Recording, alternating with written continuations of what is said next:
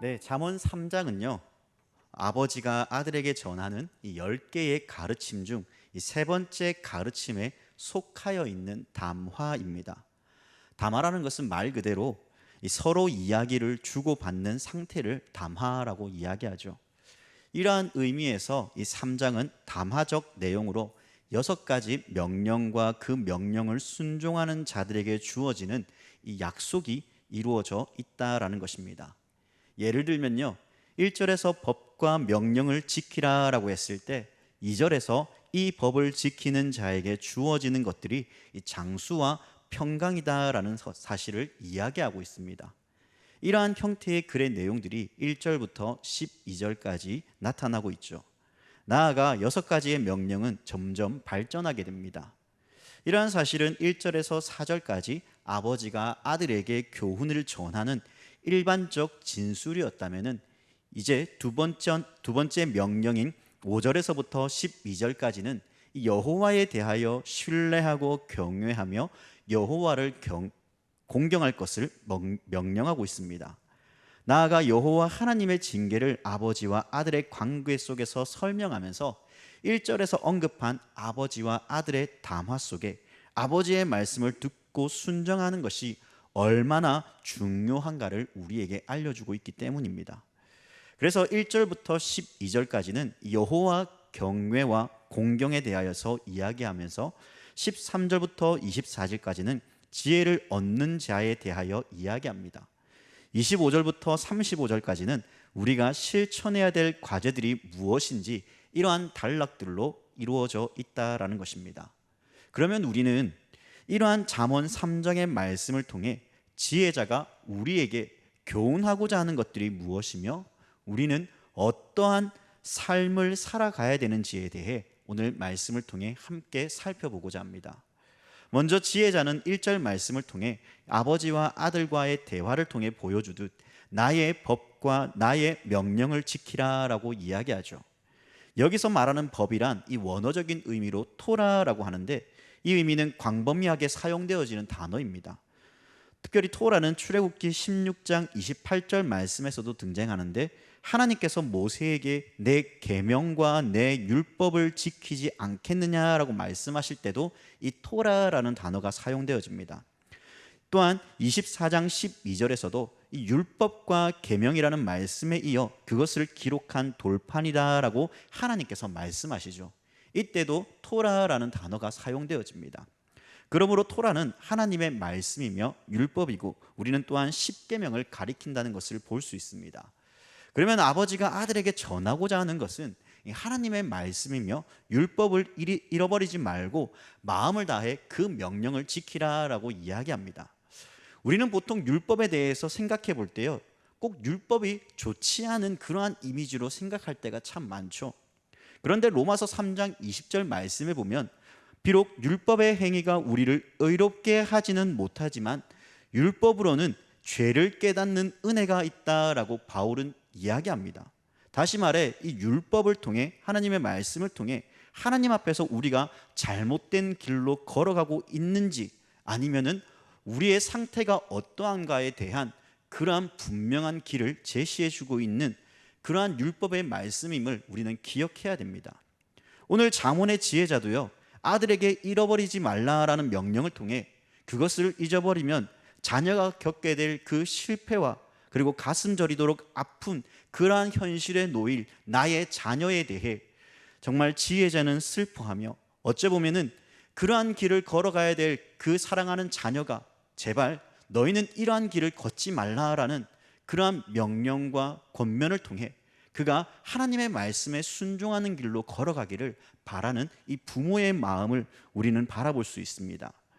1절 마지막에 지키라는 이 두 명령을 통해서 정말 그만큼 이 말이 얼마나 중요한가를 너는 알고 이것을 놓치지 말라라고 이야기하죠. 예를 들면요, 이 대한민국 국가 안에는 이 수천 가지의 법이 존재합니다. 나라의 시민으로서 지켜야 될 법, 그리고 사람과 사람 사이에서 지켜야 될 법, 가정에서 지켜야 될 것들, 그리고 교통의 법규 등 다양한 법들이 존재하죠. 그런데 만약 이러한 법을 지키지 않고 어기면 어떻게 될까요? 당연히 그에 상응하는 대가를 치러야 됩니다.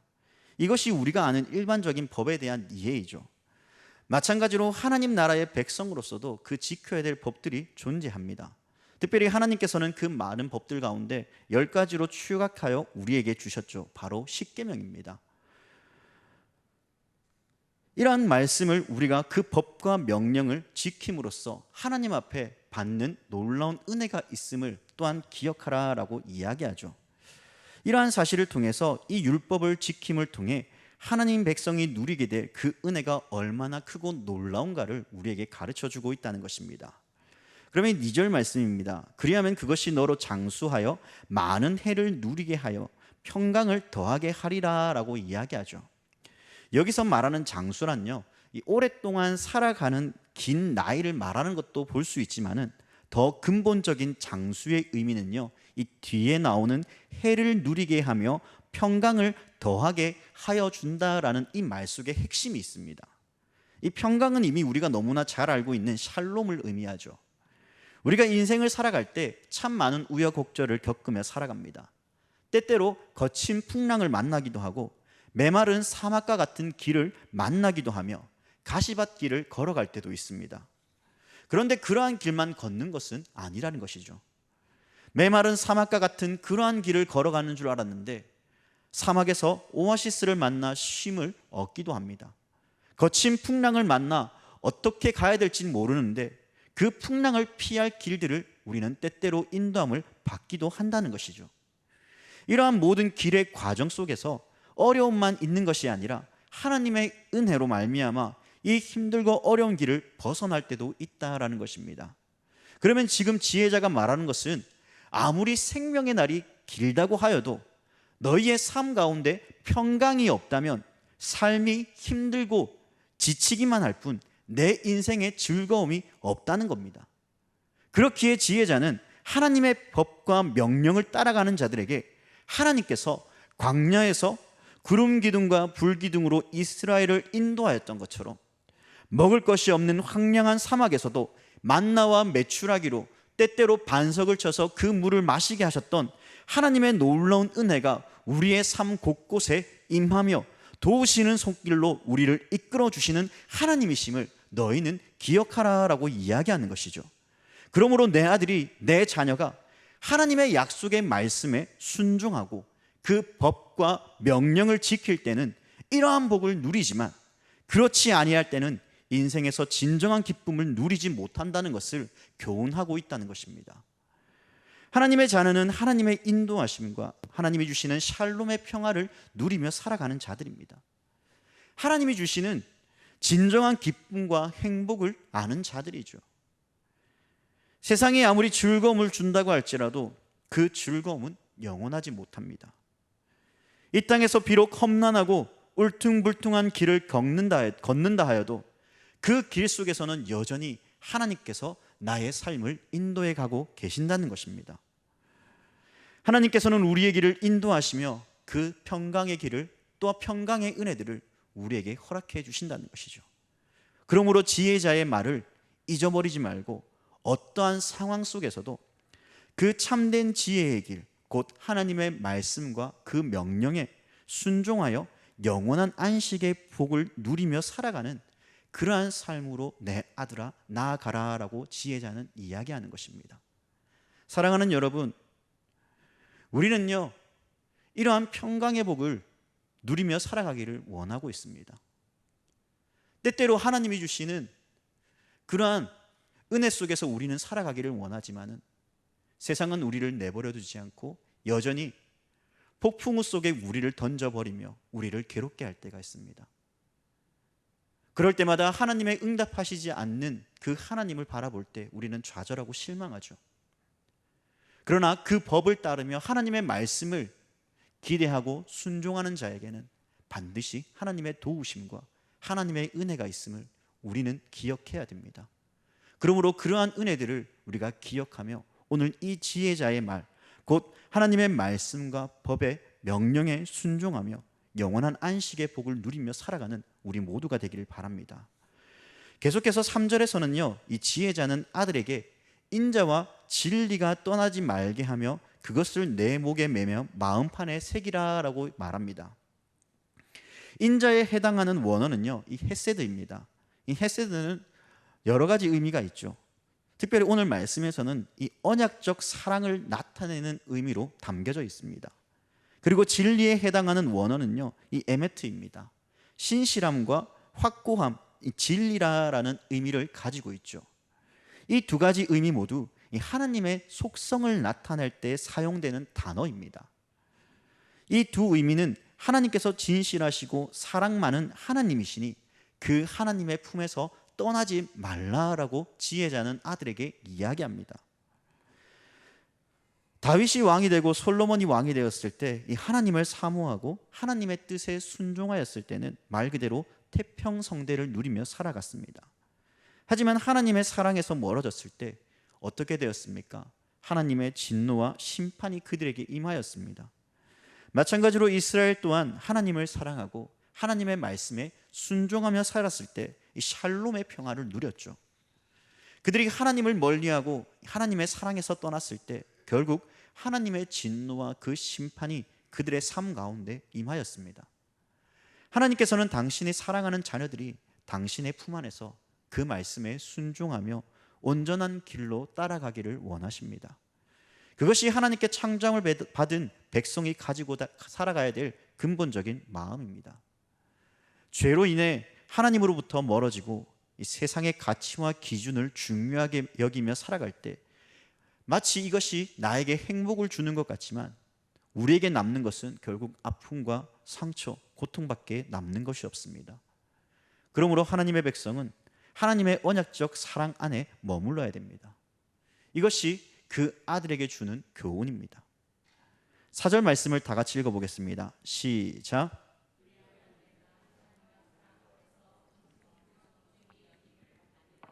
아멘. 인자와 진리를 몸과 마음에 새기는 자는요, 이러한 삶을 살아간다라고 이야기하죠. 이러한 삶이 너희에게 있을 것이다 라고 이야기합니다. 그렇게 살아낸다는 것은 하나님의 말씀에 순종하는 삶으로 나아가는 자들입니다. 그렇게 하나님과 사람 앞에서 보상을 받는 이유가 되는 것이죠. 제가 어렸을 적에요, 저희 아버지로부터 다른 거는 모르겠는데 이거 하나는 제대로 교육받은 것 같습니다. 뭐냐면요, 이 동네에 사는 어르신들을 보면 꼭 인사하라라고 이야기합니다. 그러면서 길을 갈 때마다요, 저는 전혀 모르는 사람인데 동네에서 지나가는 어른들을 뵐 때마다 안녕하세요, 안녕하세요, 안녕하세요 합니다. 처음에는 그래, 약간 좀 네가 누군데 나한테 인사하지? 이런 느낌이었는데 시간이 지나면 지나갈수록 어른들이 점점 밝게 웃으시고 또 때때로 어른들이 기분이 좋으시면은 손자보듯이 용돈을 한 번씩 지어주면 아싸 하고 그때가 즐거웠던 때가 있었던 것 같습니다. 어느 순간 시간이 지나면 지날수록 이 아이가 누구지? 그리고 그 아버지를 찾습니다. 그리고 그 아버지에게 대해 이 아이가 참 인사성이 참 밝더라 라고 이야기하다 보면요, 아버지도 참 좋아하십니다. 참 그러한 시간들을 지날 때마다 이 아빠의 말을 들었을 때, 이 순종했을 때 그러한 기쁨을 누리며 살아갔습니다. 마찬가지로 아버지로부터 받은 명령은 이 단순한 것이 아니라 삶의 태도와 환경에 많은 영향력을 미치죠. 하나님의 말씀에 순종하면서 인자와 진리를 마음에 새기면 다른 사람들에게 그러한 사랑을 베풀게 될 것임을 말하고 있습니다. 그러한 선한 영향력이 사람들에게 호의를 불러일으키고 덕을 끼치며 사람들에게 인정을 받고 사랑을 받는다라고 이야기하죠. 이러한 선한 지혜는 사람들 모두를 즐겁게 할 뿐만 아니라 하나님께서도 기뻐하시며 그를 인정해 주신다는 것입니다. 그러므로 인자와 진리를 목에 매며 마음판에 새기는 것이 얼마나 중요한가를 아버지는 아들에게 알려주고 있는 것이죠. 그 삶을 실천할 때에, 그 명령을 순종하며 나갈 때에 사람들에게 정말 은총과 귀중함을 받는 그 은혜가 있다는 것입니다. 이것이 사람에게 뿐만 아니라 하나님에게도 그러한 사랑과 은총의 귀중함을 받는다라고 이야기하죠.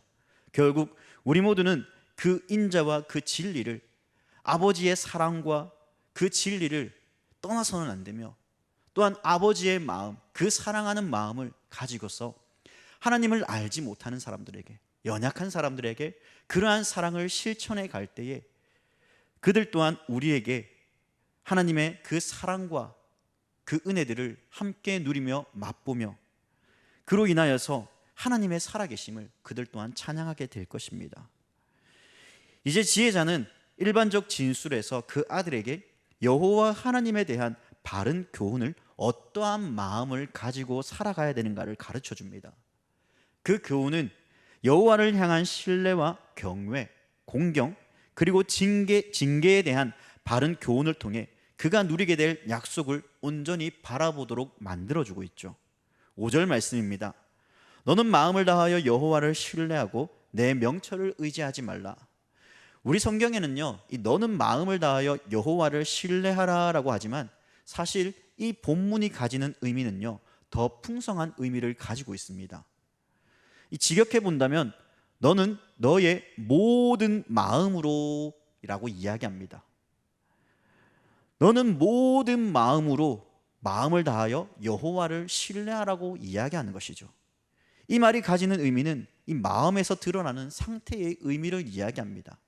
이 마음의 상태에는 여러 가지가 있을 수 있죠. 예를 들면 양심이나 지혜와 지식의 상태를 말할 때도 이 마음의 상태를 이야기합니다. 이러한 사실은 잠언 2장 10절 말씀에 말씀한 바가 있습니다. 2장 10절 말씀에 곧 지혜가 내 마음에 들어가며 지식이 내 영혼을 즐겁게 할 것이요 10장 8절 말씀에도 마음이 지혜로운 자는 계명을 받거니와 입이 미련한 자는 멸망하리라 라는 말씀이 있습니다. 이 모두 마음과 지혜와 하나의 연관성을 가지고 있죠. 그러므로 마음에는 여러 가지 상태를 가지고 있습니다. 특별히 지혜와 마음은 하나이죠. 그러므로 너는 마음을 다하여라는 의미는 내가 가지고 있는 모든 마음의 상태들, 지혜와 지식과 양심, 이 모든 것들을 총동원하여서 여호와 하나님을 신뢰하라라고 이야기합니다. 나의 모든 마음의 상태를 하나로 모아서 내가 할 수 있는 모든 최선의 삶을 가지고서 하나님을 신뢰하는 삶을 살아가라라고 이야기하죠. 사실 이러한 상태에 이르기까지 많은 훈련과 단련이 필요합니다. 인간은 누구나 의심하길 좋아하고 이 길이 맞다 함에도 불구하고 이 돌다리도 두드려보며 건너가는 것이 인간의 마음이죠. 전적인 신뢰를 한다는 것은 그렇게 쉬운 말이 아닙니다.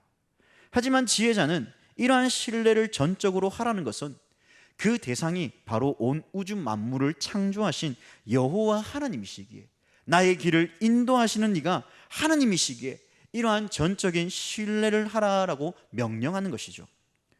그러면 이러한 신뢰를 하기 위해 우리는 무엇을 결단해야 되겠습니까? 바로 하나님에 대한 나의 마음을 여기저기에 흩어두는 것이 아니라, 두 마음을 품는 것이 아니라 오직 하나님께만 나의 마음을 두어서 하나님만이 나의 인도자 되십니다. 하나님만이 나의 영원한 왕이십니다. 내가 의지할 분은 오직 하나님 한 분밖에 없습니다 라는 이러한 믿음의 고백을 드려야 된다는 것입니다. 어떠한 중요한 순간에서도, 그 결정 가운데서도 오직 하나님만 믿고 바라봅니다. 하나님, 나의 삶을 인도하여 주옵소서라는 이러한 간절한 마음을 가지고 주님을 신뢰해야 된다는 것이죠. 물론 이 말을 오해해서는 안 됩니다. 나의 유익을 위해서 이 길을 하나님께서 인도해 주실 거야 라고 생각하면서 그 길을 걷는 것이 아니라, 하나님을 위하여 걸어갈 때 하나님의 말씀을 온전히 듣는 마음을 가지고 하나님께 집중해 갈 때 하나님께서는 그 길을 반드시 인도하여 주신다는 겁니다. 이것은 오전 후반부에 나오는 내 명철을 의지하지 말라라는 이 말과 연결됩니다. 왜냐하면 하나님의 지혜는요, 무궁하시기 때문이죠. 내가 아무리 뛰어나다 하여도 하나님의 그 무궁한 지혜를 넘어설 수 없습니다. 그래서 욥은 하나님의 지혜에 대해 이야기할 때 욥기 36장 5절 하반절 말씀에 하나님의 지혜가 무궁하다라고 고백합니다. 그 뛰어난 지혜를 찬양할 수밖에 없음을 그가 고백하죠. 그러면 이러한 신뢰와 이 교훈을 가지는 자들에 대하여 지혜자는 6절의 말씀처럼 이제 그러한 삶을 걸어갈 때 여호와께서 내 길을 지도하신다라고 말씀합니다. 여러분, 험난한 산을 등반하기 위해서는요, 이 산을 잘 아는, 인도해 줄 수 있는 실력 있는 등반가가 필요하죠. 예를 들면 그 산을 정말 내가 잘 안다고 하여도 정말 그 산을 넘어갈 때 조금만 실수를 하여도 낭떠러지에 떨어지거나 다치거나 아니면 어려운 형편 속에 놓여지게 됩니다. 그렇기에 그 산을 사고 없이 넘어가기 위해서는 정말 실력 있는, 그리고 이 산을 잘 아는, 이 산을 인도해 줄 수 있는 등반가가 필요한 것이죠. 인생의 길도 나보다 먼저 앞서 걸어간 인생의 선배들이 들려주는 이야기를 들을 때 내가 무엇을 선택해야 되는지에 대한 이 교훈을 받을 수 있습니다. 물론 그 말을 듣다 보면 이해가 되지 않는 부분도 있겠죠. 산행도 이 길로 가면 더 안전해 보이고 이 길로 가면 더 빨리 갈 수 있는데 라고 생각하며 그 길로 걸어가는 순간 잘못하다가 큰 사고가 나는 그러한 경우들을 우리는 종종 뉴스를 통해서 바라보게 됩니다. 마찬가지로 내 모든 마음을 다하여 여호와를 신뢰하고 내 명철이 아닌 하나님께서 주시는 지혜에, 그리고 명철로 하나님이 원하시는 길, 그 듣는 마음을 가지고 살아갈 때에 하나님께서는 우리의 모든 그 길을 인도해 가십니다. 그 길을 책임져 주시죠. 그러므로 우리 모두는 이러한 사실을 믿고 걸어가야 되는 것입니다.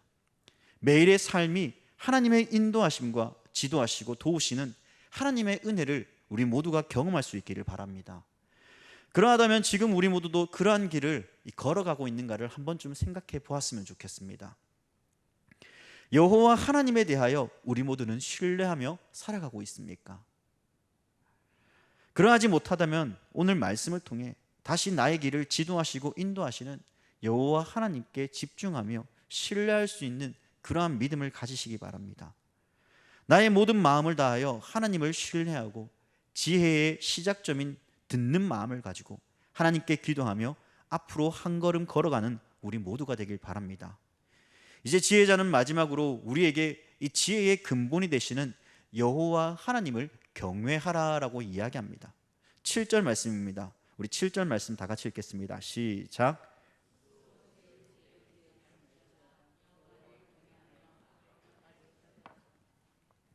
이미 잠언 1장 7절에서 이미 말씀한 바가 있지만 이 여호와를 경외하는 것이 지식의 근본이라고 했습니다.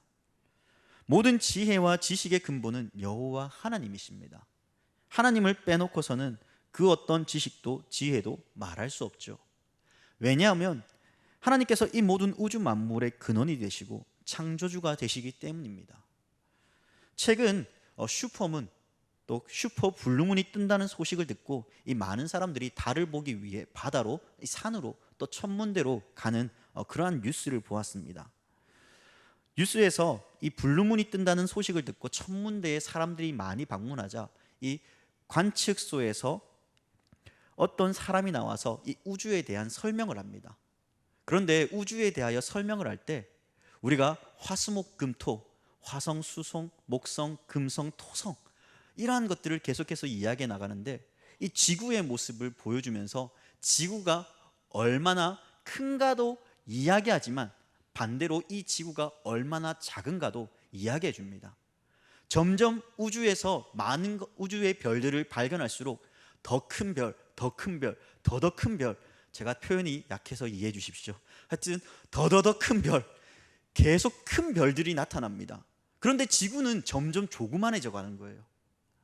하나님께서 이 온 우주 만물을 창조하셨을 때에 그 거대한 별들도 창조하시며 온 우주의 통치자가 된다는 것이 얼마나 크고 놀라운가를 다시 한번 깨닫는 순간이었습니다. 하나님께서 창조하신 모든 세계가 너무 놀라울 수밖에 없음을 우리는 우리의 작음을 알고 또 하나님의 위대하심을 알 때 비로소 우리는 우리의 작은 지식으로는 하나님에 대해 다 알 수 없다는 것을 알게 되죠. 중요한 것은 하나님께서 말씀을 통해 하나님께서 자신을 계시하셨고 그 계시된 말씀을 따라 우리는 하나님을 알며 하나님과의 찬양과 경배를 올려드립니다. 그리고 지금 우리가 하나님을 향하여 예배하며 여호와 하나님을 경외할 수밖에 없음을 우리는 고백하죠.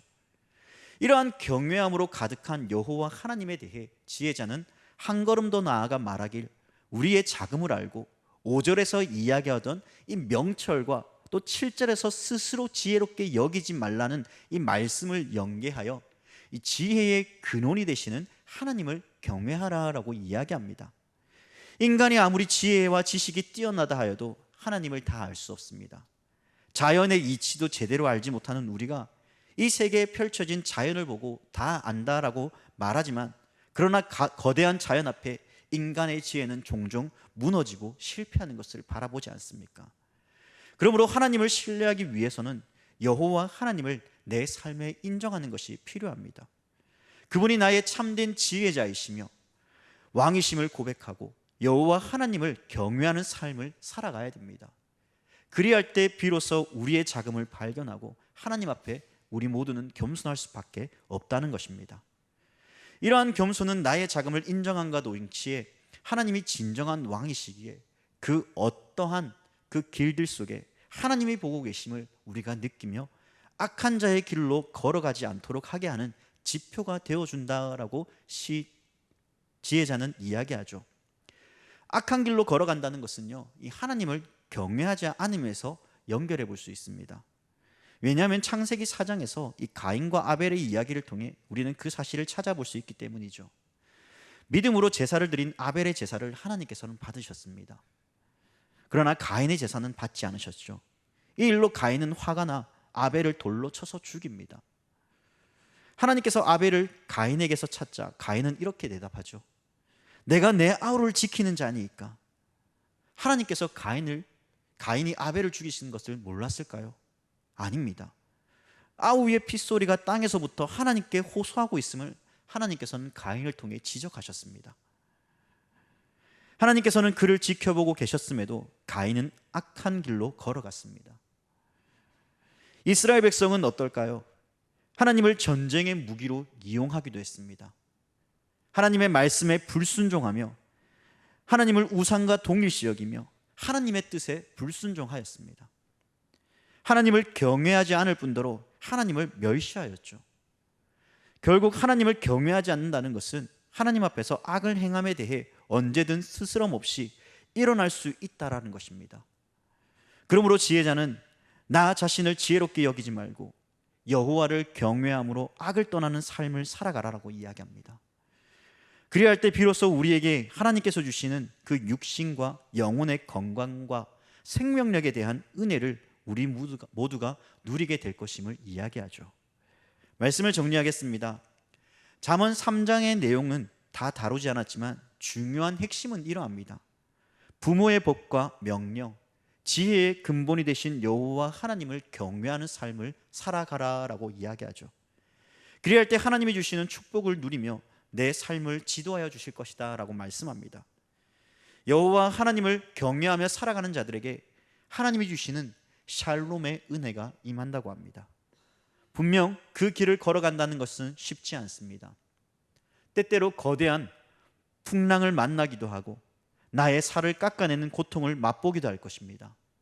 그러나 하나님께서는 당신을 경외하는 자들을 버려두지 아니하시고 뼈를 깎는 고통 중에라도 그들을 선한 길로 인도하시며 그 길들 속에 하나님의 은혜와 평강의 복으로 그 길을 인도해 가시는 분이심을 기억하라고 이야기하죠. 그러므로 오늘 아버지가 아들에게서 하나님께서 그 백성 곧 그 자녀들에게 주시는 이 말씀을 깊이 묵상하고 여호와를 경외하는 것이 지혜의 근본임을 기억하라고 합니다. 오늘 하루도 그 길을 걸어가며 하나님의 지혜의 말씀 곧 그 교훈을 우리의 모든 자녀들에게도 가르치며 우리 모두도 하나님의 자녀로서 참된 지혜의 길을 걸어가도록 우리도 안내를 받고 그 가르침을 받아 순종하며 믿음으로 나아가는 우리의 믿음의 신앙의 선배와 또한 그 지혜를 가르치는 우리 모두가 되기를 주님의 이름으로 간절히 부탁드립니다.